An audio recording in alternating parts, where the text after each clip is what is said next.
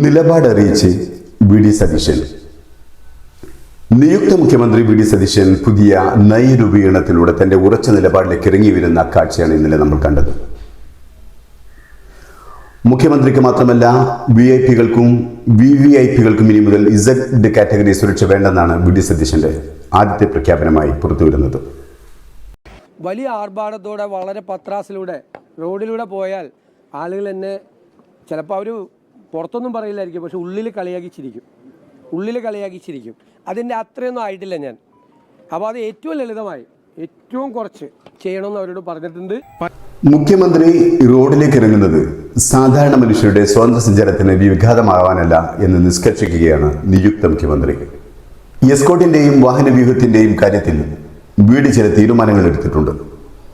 തികച്ചും പൊങ്ങച്ചക്കാരനല്ലാത്ത സാധാരണ മനുഷ്യരിലേക്ക് സംവദിക്കാൻ ഇറങ്ങി വരുന്ന നീതിയുക്തനായ ഒരു വഴികാട്ടിയുടെ റോളിൽ മുഖ്യമന്ത്രിയുടെ യാത്രകൾക്കായി ഇനി മുതൽ വലിയ സുരക്ഷാ വാഹന വ്യൂഹം ഉണ്ടാകില്ല എന്ന് ഉറപ്പു നൽകുന്നു. ഔദ്യോഗിക യാത്രകൾക്ക് മുന്നിൽ ഒരു പൈലറ്റ് വാഹനവും തൊട്ടുപിന്നിൽ ഒരു എസ്കോർട്ട് വാഹനവും മാത്രം മതി സുരക്ഷയ്ക്കായി എന്നാണ് നിയുക്ത മുഖ്യമന്ത്രിയുടെ ആഹ്വാനം. മുഖ്യമന്ത്രി കടന്നുപോകുന്ന വഴിയിൽ ട്രാഫിക് തടസ്സപ്പെടുത്തുകയോ ജനങ്ങളെ ബുദ്ധിമുട്ടിക്കുകയോ ചെയ്യുന്ന രീതിയിലുള്ള കടുത്ത സുരക്ഷാ ക്രമീകരണങ്ങൾ പൂർണ്ണമായും ഒഴിവാക്കാൻ അദ്ദേഹം കർശന നിർദ്ദേശം നൽകിയിട്ടുണ്ട്. ആർഭാടങ്ങളും ജനങ്ങൾക്ക് ബുദ്ധിമുട്ടുണ്ടാക്കുന്ന VIP സംസ്കാരം ഒഴിവാക്കുക എന്ന ലക്ഷ്യത്തോടെയാണ് അദ്ദേഹം ഈ തീരുമാനം പ്രഖ്യാപിച്ചത്. എന്തുകൊണ്ട് താൻ ഇങ്ങനെ എന്നതിന് അദ്ദേഹത്തിന്റെ ന്യായീകരണം വേറെയുമുണ്ട്. അല്ല, ഞാനത് പറഞ്ഞത് ഞാൻ അങ്ങനെ ഒരു വലിയ ആർഭാടത്തിൽ പോകേണ്ട ഒരാളല്ല. ഞാൻ കരുതുന്നത് ഞാൻ 30-40 വണ്ടിയായിട്ട് കോൺവോയായിട്ട് യാത്ര ചെയ്താൽ വഴിയിൽ നിൽക്കുന്ന ആളുകൾ എന്നെ നോക്കി ചിരിക്കും, ഉള്ളിലെങ്കിലും ചിരിക്കും, പരിഹസിച്ചിരിക്കും. ഇതാരാണ് അല്പം ഐശ്വര്യം വന്നപ്പോൾ അർദ്ധരാത്രി കുട പിടിക്കുന്നവനാണെന്ന് തോന്നും.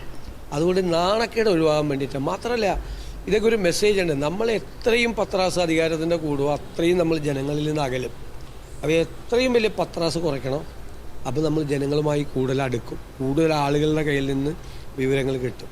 ഞാൻ ജനങ്ങൾക്ക് കൊടുക്കുന്ന വാക്ക് അധികാരത്തിൻ്റെ പത്രാസിൽ മയങ്ങില്ല എന്നാണ്. അത് മയങ്ങിപ്പോയാൽ എനിക്കൊന്നും ചെയ്യാൻ പറ്റില്ല. അതുകൊണ്ട് ഞാൻ മനഃപൂർവ്വം നിർബന്ധിച്ച് പറഞ്ഞതെല്ലാം ഒഴിവാക്കാൻ നോക്കുകയാണ്. പോലീസ് നേരിടുന്ന വലിയ പ്രശ്നമാണ്. കാരണം മുഖ്യമന്ത്രിക്ക് Z+ കാറ്റഗറിയാണ്. തന്റെ നയങ്ങൾ വ്യക്തമാക്കിയുള്ള വി ഡി സതീശന്റെ ഓരോ വാക്കുകളും കഴിഞ്ഞ 10 വർഷത്തെ ജനങ്ങളുടെ ദുരിതപൂർണമായ ജീവിത സാഹചര്യങ്ങളിലേക്ക് വിരൽ ചൂണ്ടുന്നതാണ്. മന്ത്രിമാരുടെ അതിസുരക്ഷയുടെ പേരിൽ ജനങ്ങൾ റോഡിൽ അനുഭവിക്കുന്ന യാതനകളിലേക്ക് വിരൽ ചൂണ്ടുന്നതാണ്. കഴിഞ്ഞ 10 വർഷം നമ്മുടെ മുഖ്യമന്ത്രി പുറത്തിറങ്ങിയിരുന്നത് ഒരു അധോലോക നായകന്റെ പരിവേഷത്തിലായിരുന്നു. ഏത് നിമിഷവും ആക്രമിക്കപ്പെട്ടേക്കാം എന്ന രീതിയിലും ഭീതിയിലും കരിമ്പുലികളും കരിമ്പൂച്ചകളും അടക്കം നിരവധി സുരക്ഷാ ഉദ്യോഗസ്ഥരുടെയും നിരവധി വാഹന വ്യൂഹങ്ങളുടെയും അകമ്പടിയോടെയായിരുന്നു.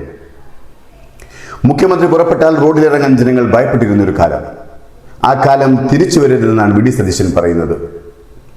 പൊതുപ്രവർത്തകരെ കണ്ട് അവരുടെ വാഹന വ്യൂഹം കണ്ട് ഇനി കേരളത്തിലെ ജനങ്ങൾ ഓടിയൊളിക്കേണ്ടി വരില്ലെന്നാണ് വി ഡി സതീശൻ ജനങ്ങൾക്ക് ഉറപ്പു നൽകുന്നത്. ഒരു മുഖ്യമന്ത്രിക്ക് പറയുന്ന സുരക്ഷാ സംവിധാനങ്ങൾ ഭാരിച്ചതാണ്.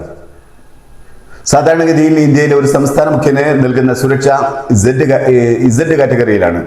എന്തെങ്കിലും ഭീഷണിയുടെ പശ്ചാത്തലമുണ്ടെങ്കിൽ Z+ കാറ്റഗറിയിൽ. കാറ്റഗറി അനുസരിച്ച് 22 മുതൽ 55 വരെ സുരക്ഷാ ഉദ്യോഗസ്ഥരുണ്ടാവാം. ഇതിൽ പേഴ്സണൽ സെക്യൂരിറ്റി ഓഫീസേഴ്സ് മുഖ്യമന്ത്രിക്ക് ചുറ്റും എപ്പോഴും ഉണ്ടാകും. കൂടാതെ ഒരു ക്ലോസ് പ്രൊട്ടക്ഷൻ ടീമും കൂടെ ഉണ്ടാകും.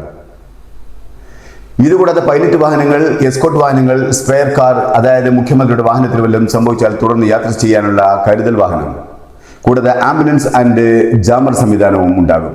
അതിലുപരി ഭീഷണിയുടെ മുറക്കനുസരിച്ച് മറ്റ് സംവിധാനങ്ങളും. കേരളത്തെ പോലെ ശാന്തമായ ഒരു പ്രദേശത്ത് ജനങ്ങളെ പേടിച്ച് അവരുടെ മുഖ്യമന്ത്രി സർവ്വസന്നാഹങ്ങളുമായി റോഡിലിറങ്ങുകയെന്നാൽ അയാൾ ജനങ്ങളെ ഭരിക്കാൻ യോഗ്യനല്ല എന്നുള്ളതാണ് അതിനർത്ഥം.